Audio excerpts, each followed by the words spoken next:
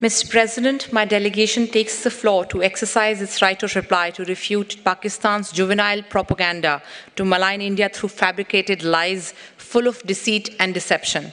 We condemn the unwarranted comments made by Pakistan on the judgment of the Supreme Court of India.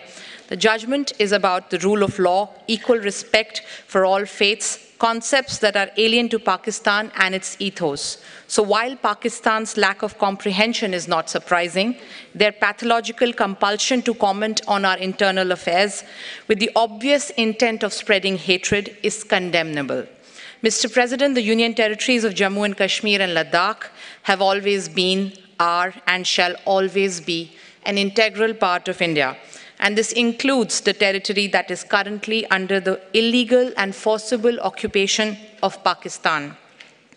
UNESCO's membership is well aware of its constitution, which states that, with a view to preserving the independence, integrity, and fruitful diversity of the cultures and educational systems of the member states of the organization is prohibited from intervening in matters which are essentially within their domestic jurisdiction. Sadly, in flagrant violation of UNESCO's constitution, its ethos, mandate, and practices, Pakistan's intervention did precisely that. Pakistan's intervention is an interference in India's internal affairs. It is unacceptable and we reject it.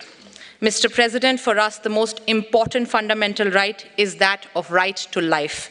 Globally, the single largest threat is this right is from terrorism. Tragically, the reality facing us is that Pakistan is the world's largest producer and exporter of this evil. Pakistan's political approaches are rooted in terrorist violence, and its global engagement is defined by mainstreaming of terrorism as an instrument of statecraft. Ask yourself the following questions. In which country were the perpetrators of 9/11 and 26/11 terror attacks discovered? Where were Osama bin Laden and Mullah Omar found? Which country is home to 130 UN-designated terrorists and 25 terrorist entities listed by the UN as of today? Which is the country where organizations such as Hizbul Mujahideen, Jamatul Dawa, Lashkar-e-Taiba, and many other banned terrorist outfits openly conduct their activities, collect funds from the streets, and run their offices with active support of the state machinery?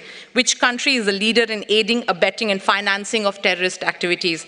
The army of which country massacred millions of its own citizens just because they spoke a different language? The answer to these questions is Pakistan.